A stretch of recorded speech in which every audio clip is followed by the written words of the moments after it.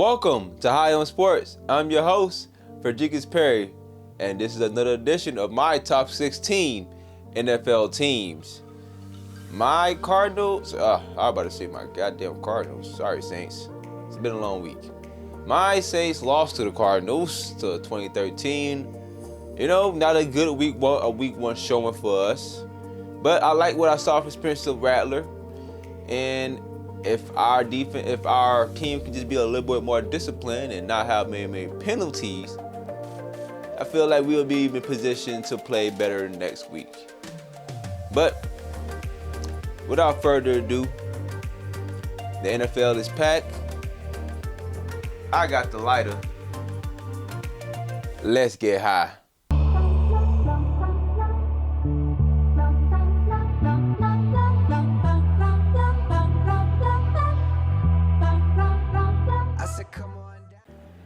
Number 16, Indianapolis Colts.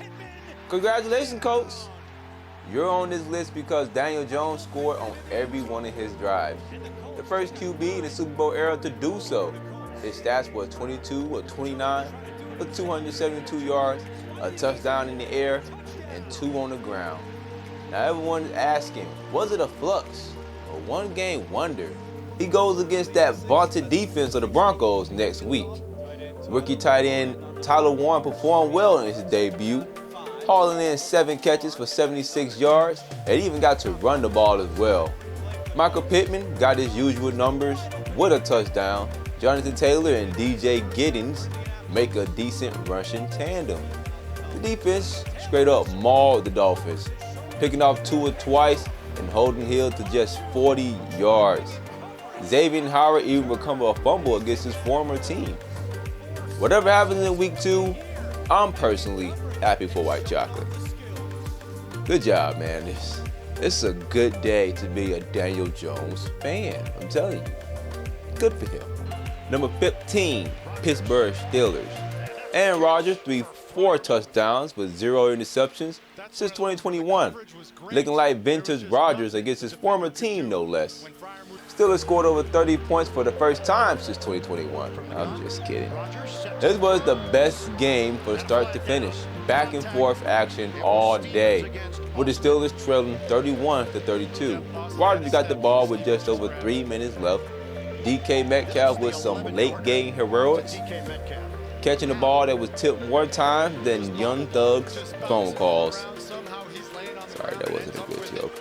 Chris Boswell made what would become the game-winning field goal, aka serial killer. The Jets had a chance, on a drive, on a potential game-winning field goal of their own, but this 4th and 3 play right here.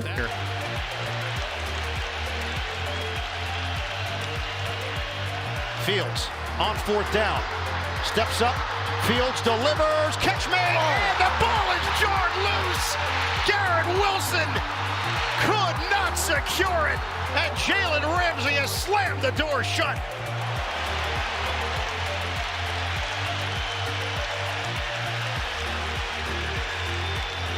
No better way to introduce yourself to your new teammates than making a hit like this to end the game.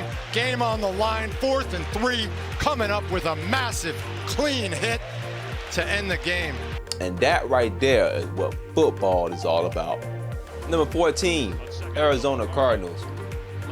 The Cardinals are at 14 because you beat a team you were supposed to. Unfortunately, it was my Saints. Murray threw 2 touchdown passes for over 160 yards. Marvin Harrison Jr. opened up the year with 5 catches, 71 yards, and a touchdown. Budda Baker was a force. Both teams were playing undisciplined football. Cardinals were flagged 9 times with 54 yards. The rushing attack was kept in check until Benson's 52-yarder. Not exactly a bumping competition next week. Playing the Panthers. I don't really care who wins or loses, to be honest. But the next 2 weeks after, they play divisional opponents. Those 4 games will determine where I put this team in the NFL hierarchy. Broncos remain at 13 because of that damn defense. Not allowing a touchdown in week 1 deserves praise. The Titans were 2-14 on 3rd down and had a total of 35 total yards gained. The defense also has 6 sacks, but Denver needs to step up on offense. Still looking the same as last year. Rushing attacks looks better though, over 150 yards, with R.J. Harvey breaking off for a 50-yarder. The way the Colts defense looked last night, though, that's going to need to be soon. They turned the ball over 4 times and still pulled out the victory. Bo Nix's sophomore debut wasn't great, but he made key throws. The game against the Colts will determine if I move this team into the top 10. All you got to do is play better on offense. Like, come on, man. Sean, I'm talking to you, Coach Sean. Sorry. I miss him. Number 12, Cincinnati Bengals. Cincinnati finally broke their season opener losing streak, but Cleveland made them earn it and gave the game away, missing 2 kicks in the second half. Congratulations to the Bengals defense for playing, defense on the day when Joe Burrow and the offense couldn't score 20 points, no less. New defensive coordinator Al Golden gets an A+ in week 1. I give Cleveland defense credit too for holding this high-power offense to 113 yards in the air, Burrow's 3rd lowest in his career. Higgins and Chase combined for 5 receptions and 59 yards. Neither team could run the ball less than 50 yards on both sides. The defense had a tougher matchup against Trevor Lawrence and Travis Etienne Jr. If they win and the defense plays well and their offense returns to somewhat normal, the Bengals are in my top 10 next week. Number 11, Minnesota Vikings.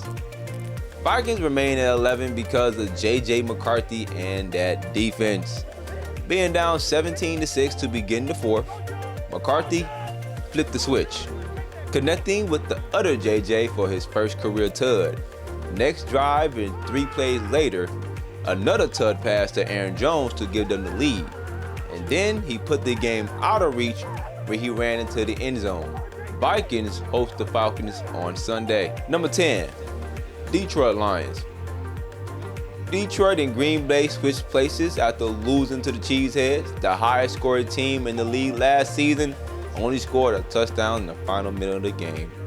They have previously won at Lambeau each of the last 3 seasons. The coordinator changes were evident, especially on the offensive side. Jared Goff went 31 of 39 for 225 yards with a touchdown and an interception. Only 6 points from their first 3 drives into the red zone. Yet, they ran more plays than the Packers, but still had fewer total yards. Under 4 yards per play and 46 rushing yards. Chicago defense was playing well into the 4th quarter. Lions could easily go 0-2 in the division early. Lion fans, are you sure this ain't 2021 again? Number 9, Kansas City Chiefs. We have another team who switched spots with their opponents. The Chiefs are last place in the division. Mahomes, as I predicted, tried to go for some deep balls early. Only down 2 receivers already, just 3 snaps in, and they lost Xavier Worthy to what is now ruled a right shoulder injury. Chiefs has moment to take the lead, but the Chargers defense stepped up, and it doesn't get it any easier against the Eagles. Chiefs could very well be 0-2 to defend the season, to begin the season. The Chiefs right here. Kelsey gives a little push, comes back with a punch. Number 8, Los Angeles Rams. Rams had to bleed for the dub, but they got it. Getting the victory while becoming the 10th QB in NFL history to surpass 6,000 yards must be pretty sweet as well. A defensive slugfest throughout.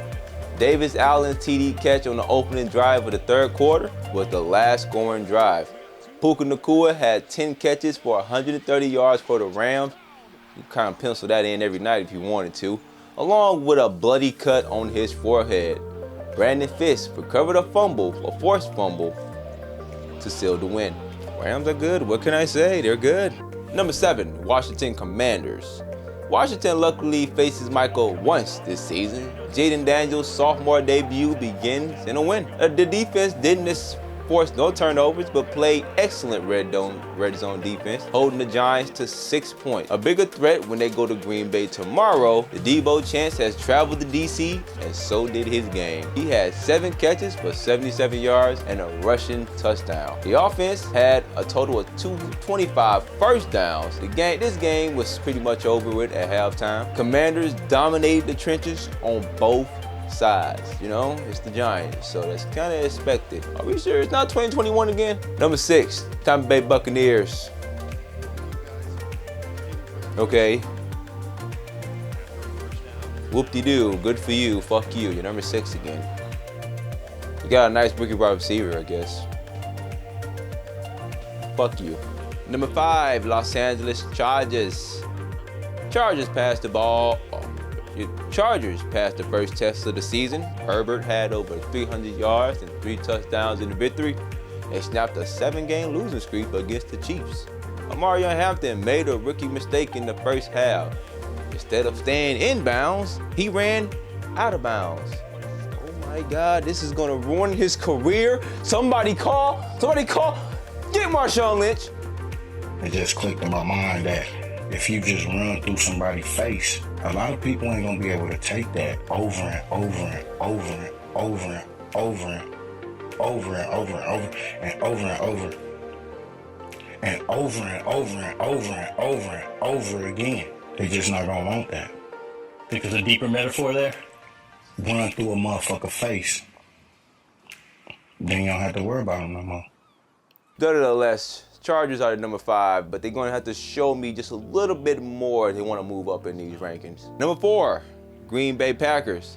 Micah Parsons made his impact, getting his first sack late in the game, but wreaking havoc all day. Green Bay could be Super Bowl favorites if the pass rush is this consistent. They now have the same amount of division wins that they had last year. The Packers won their 13th consecutive season opener. Jordan Love completed 16 of 22 passes for 188 yards and 2 touchdown passes. Josh Jacobs has scored a touchdown in 9 straight games, a franchise record. The Packers host another potential high-powered Commanders offense tomorrow night. Number 3, Baltimore Ravens. What the fuck happened, Ravens? I fell asleep when the score was 40-25 with about 8 minutes remaining. Last thing I remember was Derrick Henry breaking a raid for another TD run and waking up to the run texting me that the Bills win. What the fuck? On the day where the Bills defense gave up over 200 yards rushing, the Ravens managed to lose this game. The offense played flawlessly until Henry's fumble with about 3 minutes left to play. The defense in the fourth quarter was atrocious. Giving up chunk plays to Allen is never a good idea. Never. That allowed the Bills to make this improbable comeback. Ravens host Cleveland, a defense that held the Bengals to only 7 yards passing in the second half. Ravens, Lily, what the fuck happened, man? What the fuck happened in that game? Don't worry, I know what happened. Number 2 Buffalo Bills happened. Josh Allen rallies Bills for 16 points in the last 4 minutes. Fans left the stands early thinking the game was over. Keon Coleman caught a tip pass in the end zone. Allen did cap the win by overseeing a 9-play drive for 66 yards to set up Matt Prater's game-winning field goal.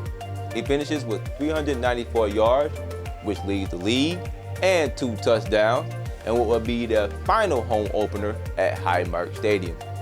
My Super Bowl favorite, begin the season 1-0. Pretty good so far, even though please fix that defense. Number 1, the Philadelphia Eagles. The Eagles remained at number 1 because no one looked better. Bills and Ravens were terrible on defense. The Chargers need to show me more. And I already talked about their game against the Cowboys, so I don't really have much to say. The Eagles are the best team until further notice. Or should I say, until further notice, I'll keep you posted. Sorry, Travis Scott just kind of came at me. If you made it this far, thank you. Leave a like. That helps YouTube algorithm. Yes, still held the broken glasses. Please, leave a comment in the section with your thoughts, or if you didn't like my rankings at all. Forever, I'm Fredrickis Perry, and this smoke session is over.